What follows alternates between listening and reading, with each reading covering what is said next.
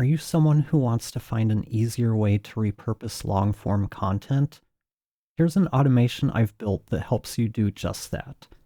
For us, we're using transcripts from videos and live streams we've created, but this can easily be customized for your own needs. Let's get this automation started, and I'll walk you through what it's doing. Okay, so the first thing I do is I will drag a file into a Google Drive folder. When it's done, we'll get a bunch of data filled into this Google Sheet over here, and I'll get an email letting me know that it's done. I know you may be thinking, hey, this looks cool, but I can do all of this myself with ChatGPT. And yeah, you're right, you can. The question, though, is how much time are you spending to get this done manually with ChatGPT?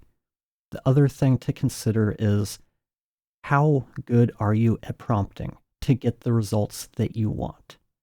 The value in this automation is twofold. The first is that it's automated.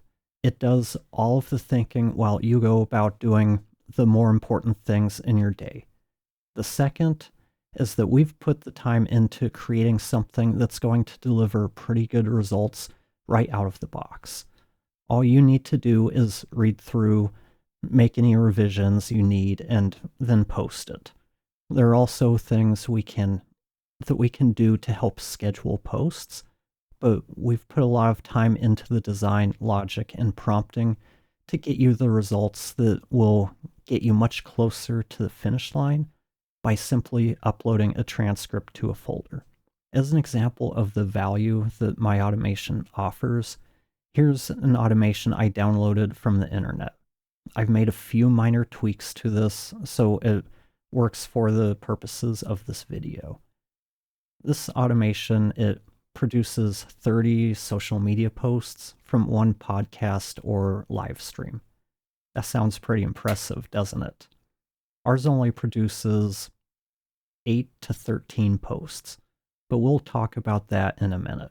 But they're the same concept. Upload a transcript, get social media posts. So let's take a look at the automation I downloaded. Okay, so here's their automation, and I'm not going to bore you with too many details, but basically it takes the transcript, it identifies the 10 most, let's do this. It identifies the 10 most important ideas. That's what we're doing here. Then it'll split it out into 3 different routes. One to produce the Instagram content, one for Facebook, and one for LinkedIn. So the first module's here. They generate the post. These generate the image. And then here we add everything to a Google Sheet so that everything is somewhere where you can read it and review it. Now let's take a look at my automation. So here's our automation. For the most part, it's pretty similar in what it does. The big difference is right here. Instead of analyzing the transcript to find 10 compelling topics, we're going to let a strategist that sort of specializes in each platform do that work. Why? Because we get better results when we break these complex tasks into smaller bits. So once the strategist identifies our topics, they're forwarded to the writer. Each writer has been trained to follow best practices for each platform. So we're tailoring the post to what works best on each platform. Next, we send the post to the graphic designer. That's here. And the graphic designer will create a prompt for us to use in whatever AI tool we want to use. We could automate this by sending it to ChatGPT or Gemini, but Midjourney and Kriya seems like most of the image generation AIs don't have APIs right now, so it's a little tougher to automate that, but you have choices. So once that's done, it gets uploaded to the Google Sheet, And again, we rinse and repeat for Facebook and LinkedIn. Once everything's complete, we send an email to ourselves letting us know that everything's been done. All the posts are ready to be QC'd, and there will be a link to the Google Sheet. I'm going to pause things here for just a second and ask that if you're enjoying this video, that you give it a like, share it with anyone you know who may be interested in AI automations to save themselves some time, and subscribe to the channel to see more of our content. Now that we've compared the two automations, let's get into the part that really matters, the posts, what we've generated, and let's see if there's much of a difference between their automation and mine. And in order to not bore you all, I'm not going to read through all of the posts that are generated here, but feel free to pause the screen to read some of the others if you're interested. Here's what the internet automation created for Instagram. You can see that we have our post and we have an image. I'm not a fan of the image, but it's the style that this person decided to use. I'm not particularly fond of the artistic direction here, but it does seem a bit weird for the image to be created before the post was actually written. But again, that's what you get when you download stuff off the internet. Let's look at the first post here. AI is here. It's not going away. Accept this. It is a skill you must learn. You will not get better at using it just by deciding you want to use it. Like any tool, from audio software to writing, getting good takes practice. You need to know what a good result looks like. If you don't know what good writing is, you will not get good writing from AI. You will put out obvious AI content. This is not effective for content creation or SEO. And then we've got some hashtags. As you can see, we've got 10 of these types of posts. Let's move over to Facebook. Again, we've got our post copy. We've got a very similar styled image. AI is a skill. Like audio editing, outcomes improve with practice. AI is not magic. Learn how to use it. Understand its limits. Refine your skill with it. Know what good looks like in order to get good results. Otherwise, outputs will be low quality. Practice deliberate, critical use. Again, we get some hashtags. Post sounds pretty similar to what we got for Instagram. Let's look at LinkedIn. AI is not some job-stealing monster. It is a tool that requires skill. Most fear AI will replace jobs. We agree, but it's more vital to see AI as a skill worth learning. Being able to get good results out of AI comes from knowing what good looks like. What does it take to learn to wield AI effectively? Like any tool, one must invest time and effort to understand AI's capabilities and limitations. This one sounded a little bit different, but still we get the same watercolor teddy bear and kind of flat, generic copy.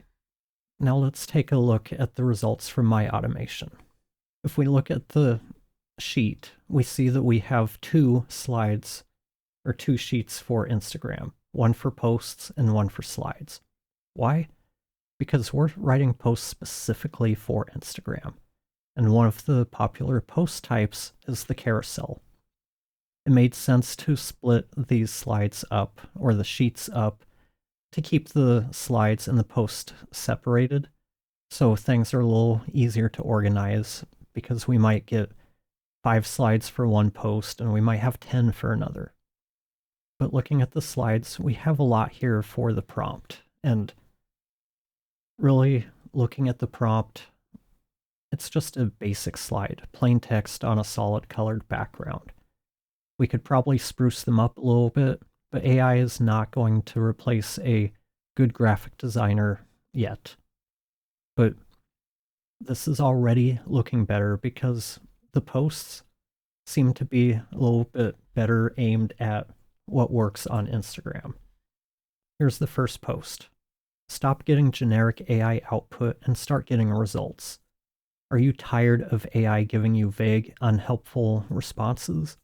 It's not the AI's fault. It's often how we instruct it. That's why I created the Instruct Your AI Intern method.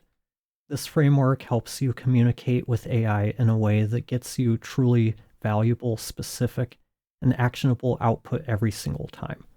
Think of it as teaching your AI to be a top performing team member, not just a basic bot. Swipe through this carousel to discover exactly how to implement this method and transform your AI interactions. What's the biggest challenge you face when trying to get helpful output from AI? Share it below, and we've got some hashtags. Again, this isn't perfect. There's a lot of exclamation points in here, which definitely are not my style. And we've got words like, transform. That's getting a little overused by AI. But overall, this caption, this post, to me feels a little bit better. It's a little more in my style. But yeah, it's still going to take a little QC, change a couple of words, take out the exclamation points, and it'll be good to go. So we got 3 posts here. And then we've got, 5 slides for post 1. Looks like we're about 5 for post 2 and 5 for post 3. So here's the Facebook posts. We've got the post and an image prompt.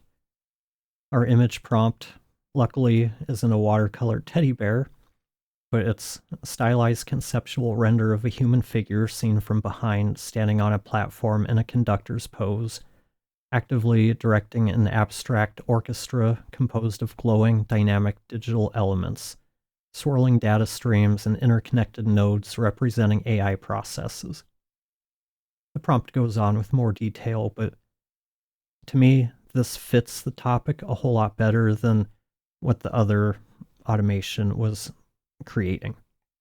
And for the post, we've got, is your AI generated content obvious, bland, and not getting results? Maybe you're missing a few crucial steps. We hear a lot about using AI tools, but less about how to use them effectively. It's not just about pasting a prompt and copying the output. To get real value, you need a strategic approach. I call it the 4 Ds of strategic AI use. First, there's delegation. This means getting strategic about what tasks you hand off to the AI versus what you absolutely need to handle yourself. AI is great for drafting, summarizing, or generating ideas, but it might not capture your unique voice or deep expertise on its own. Then comes description. You have to be crystal clear in your instructions. Tell the AI exactly what you want, the angle it should take, the tone, and even the persona it should adopt. Garbage in, garbage out still applies. Discernment is absolutely critical. This is where you evaluate what the AI gives you. Does it sound right? Is it accurate? I've read so much blatantly obvious AI writing out there. Some people might not spot it, but if you want your content to land, you need to know what good writing looks like so you can fix what the AI produces. It's like any skill. I'm an audio person, so I can hear a bad edit in a podcast that someone else might totally miss. You need that trained ear or eye for content. And finally, diligence. This means choosing the right AI tool for the job, and crucially, taking ownership of the final output. Don't just copy and paste. Be transparent that a human was in control, refining and shaping. That's what prevents it from looking like those generic posts you see everywhere that scream, AI wrote this and nobody checked. Using AI well isn't about replacing your skills. It's about augmenting them. It's about being the conductor, not just letting the orchestra play whatever it wants. Which of the 4 Ds do you find is the biggest challenge when using AI for your content?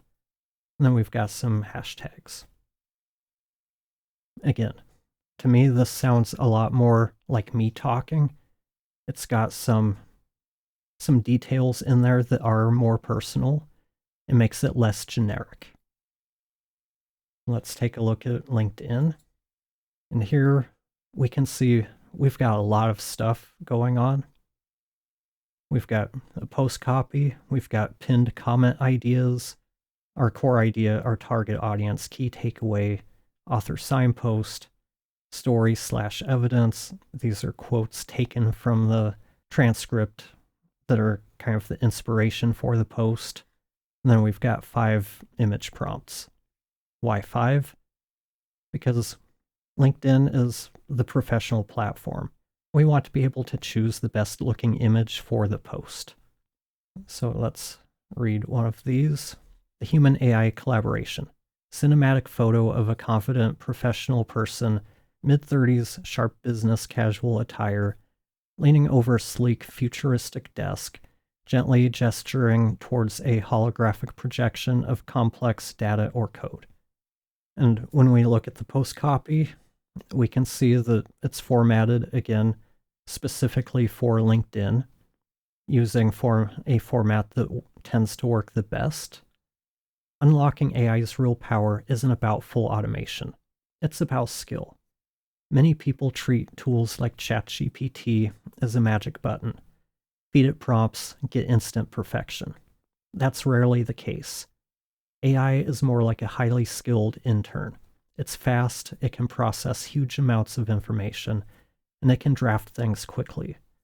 But just like an intern, it needs clear instructions. And more importantly, it needs diligent supervision and editing. You wouldn't hand an intern a critical project and publish their first draft without review. You'd guide them, refine their work, and ensure it meets your standards. The same is true for AI output.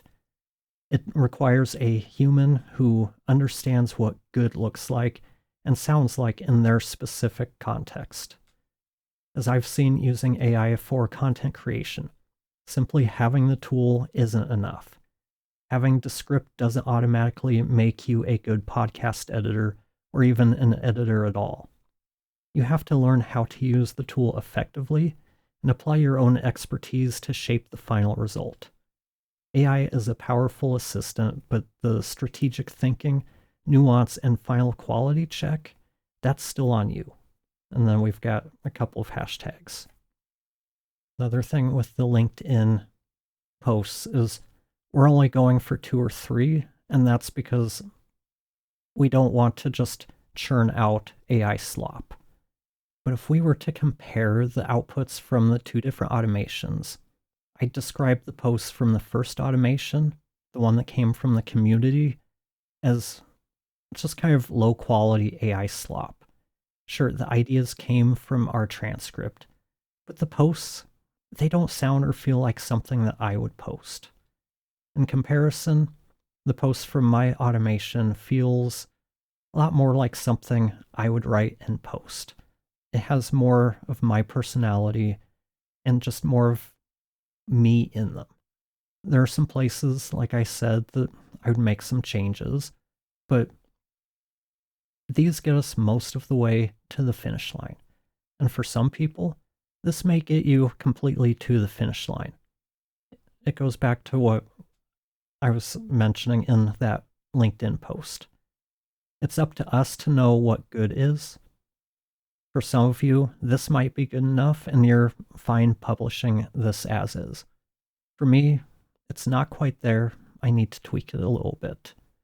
And these would be pretty minimal tweaks, but I'm not a writer or a marketer. This is where Tara really comes in. She helps me customize the workflow and really fine-tune the prompts so that we get results that we or the client wants. That's really where the true value of working with us to build these types of automations really comes into play.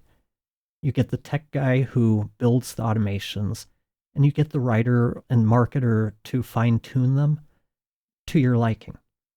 This is something I don't see many companies offering.